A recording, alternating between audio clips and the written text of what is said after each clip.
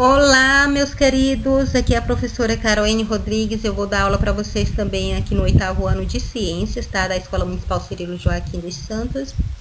E como nós estamos assim um pouco atrasados com ciências, aqui e acolá eu vou estar jogando alguns vídeos, algumas aulas das semanas anteriores, tá bom? Então vamos ficar atentos, respondendo e vamos estar nos enviando, ok? Pessoal, essa aula que eu estou enviando agora para vocês é a aula lá do dia 20 de agosto, tá? Como eu disse, eu já comecei as aulas depois dos outros professores, e aulas de ciências também eu já peguei ela um pouco mais atrasada. Por isso que essa daqui tá indo, a aula do dia 20 de agosto, ela tá indo só agora para vocês, tá bom? Mas já a gente vai chegar aí a acompanhar os outros professores, ok? Certo, pessoal, então nós começando aqui a nossa aula de ciências, a gente vai começar nesse primeiro capítulo falando sobre a nutrição e o sistema digestório, tá? Aí o porquê estudar sobre isso, né? Então, ter uma alimentação equilibrada fornece ao nosso organismo os nutrientes necessários ao funcionamento adequado, ou seja, para o nosso organismo, nosso corpo funcionar adequadamente, ele precisa ter os nutrientes necessários para nós, e esses nutrientes ele vem de uma alimentação equilibrada, tá? Cada ser humano tem necessidades nutricionais que variam, por exemplo, conforme a idade e as atividades que realiza diariamente.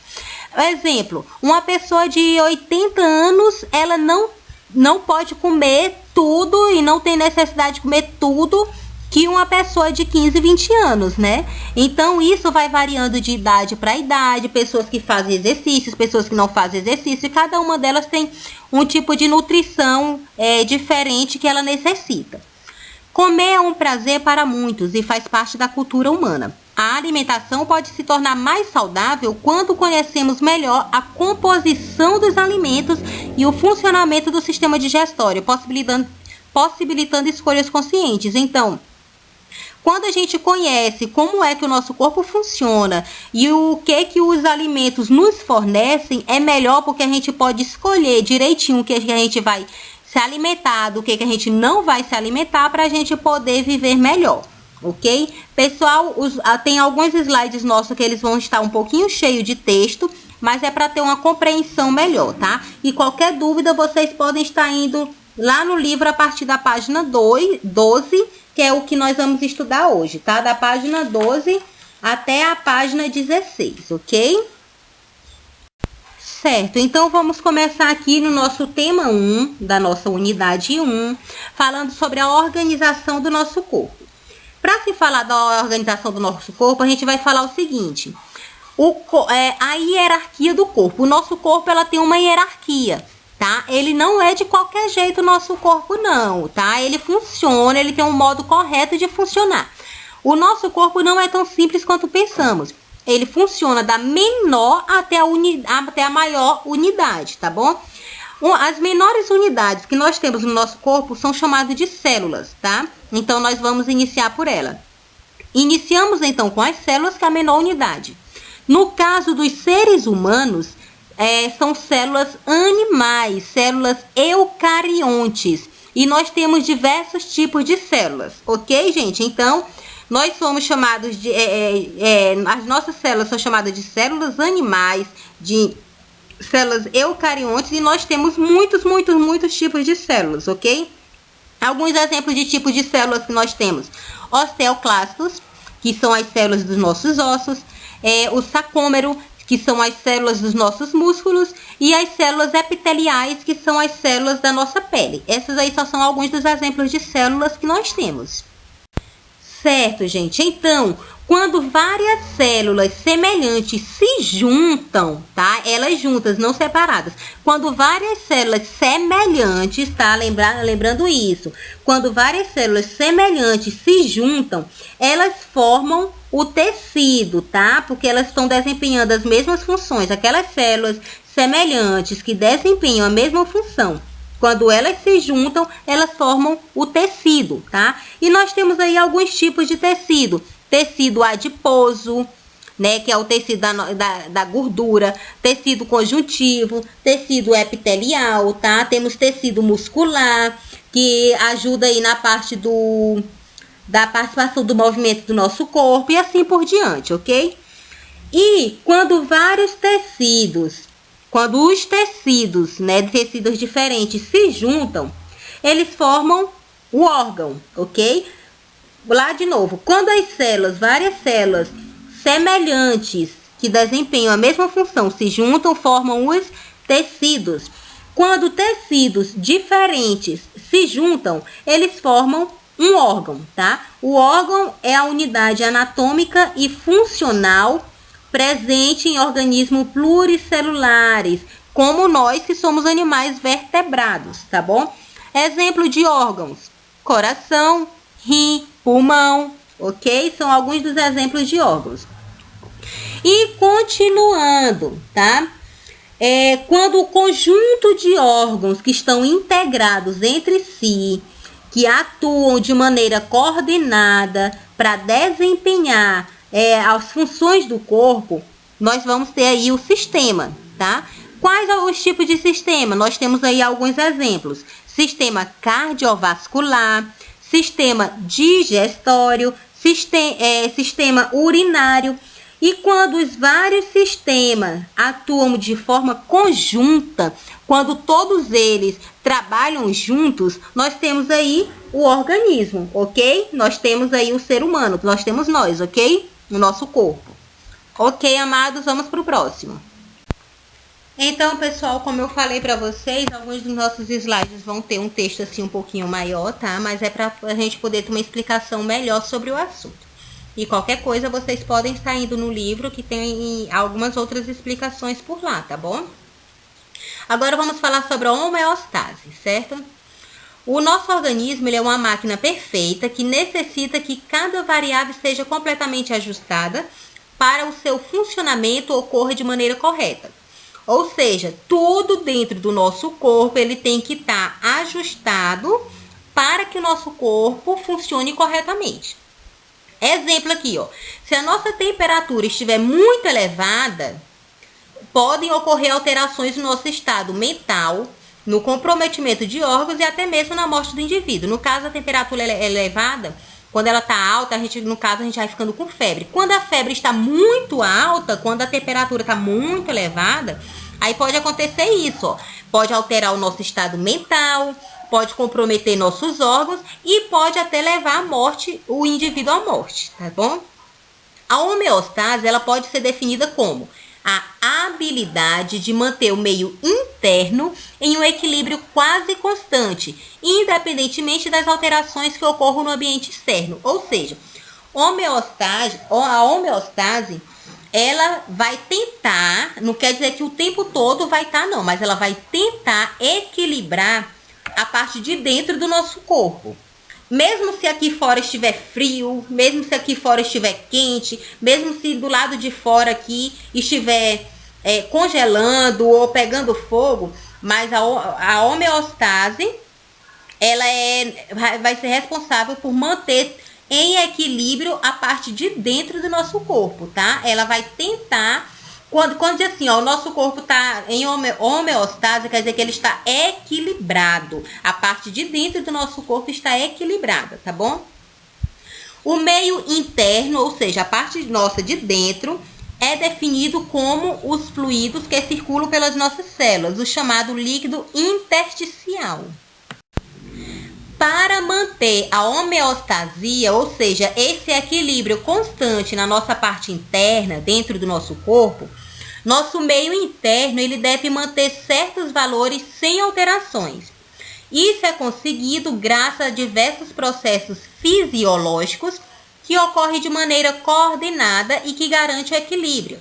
O processo de respiração, digestão e excreção garantem, por exemplo, que o nosso meio interno tem oxigênio e nutrientes necessários à célula e que substâncias tóxicas que possam causar dano ao nosso corpo sejam retiradas do organismo, né? Então, para que haja esse equilíbrio dentro do nosso corpo, alguns processos dentro dele vai ocorrendo, vai tendo que ser garantido isso para manter o equilíbrio.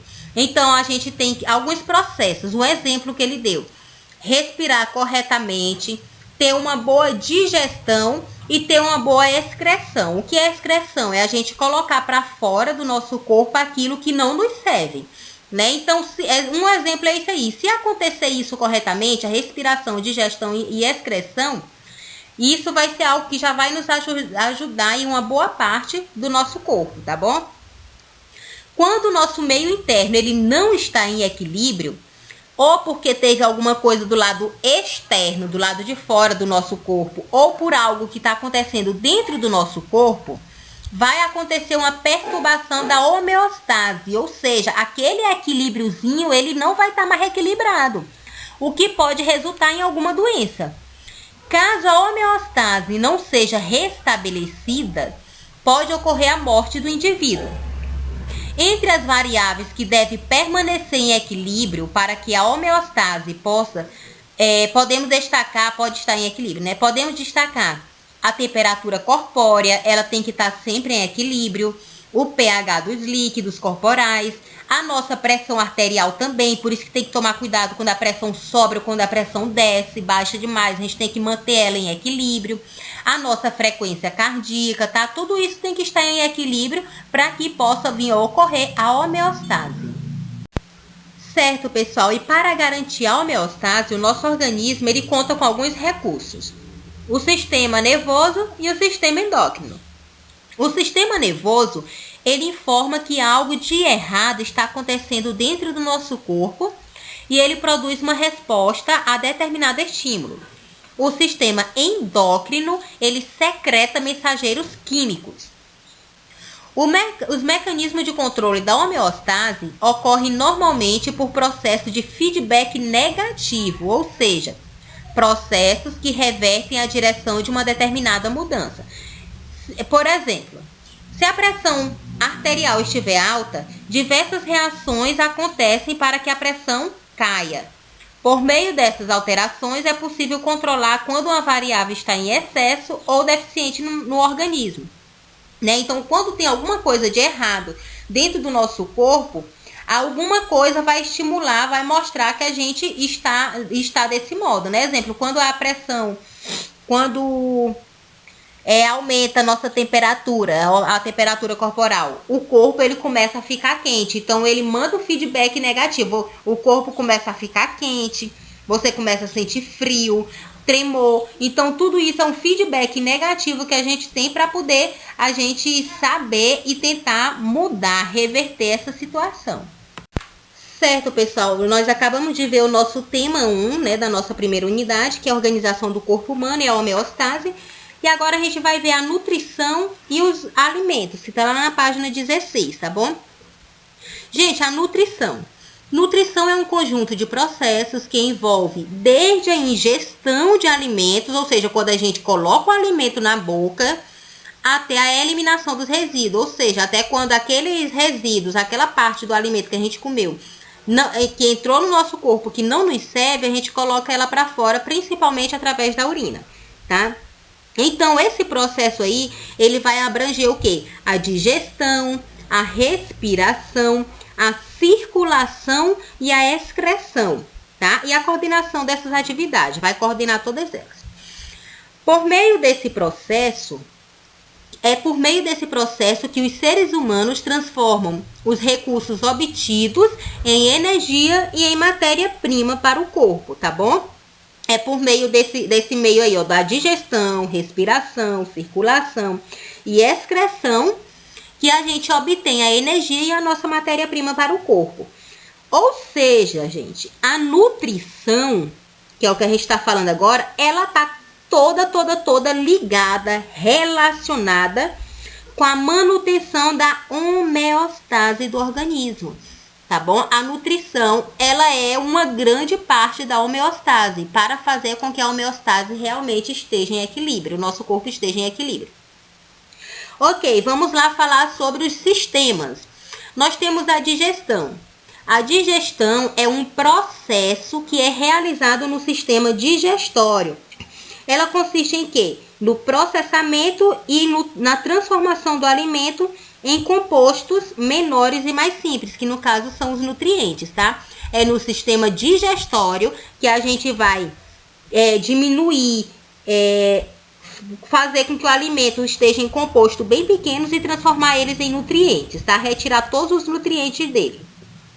Nós temos aí a respiração pulmonar.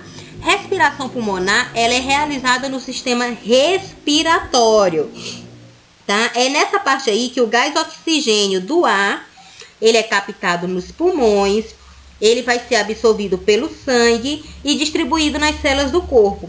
Já o gás carbônico, quando a gente respira, né, ele é retirado dos tecidos pelo sangue e é eliminado pelos pulmões, ok?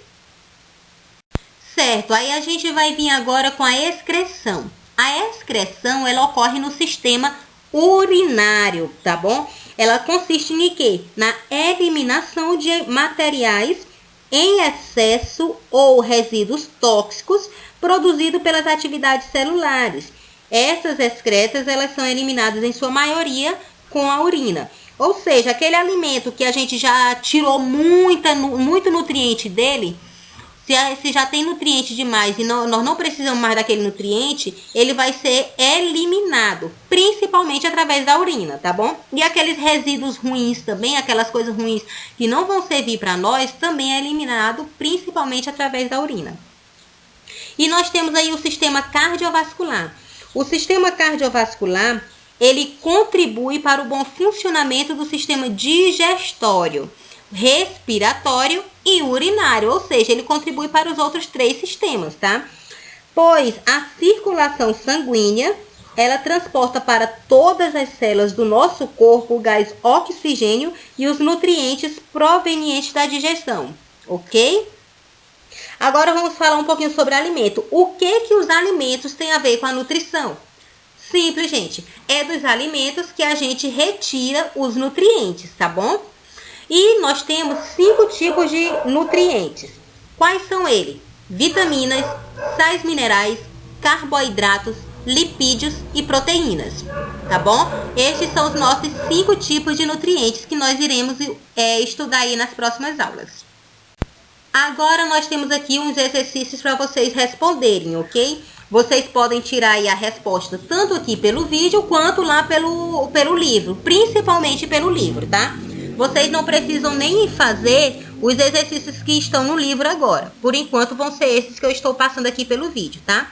Primeiro, cite alguns tipos de célula. 2, o que é o órgão. 3, de que é constituído o tecido muscular. 4, de que é constituído um sistema.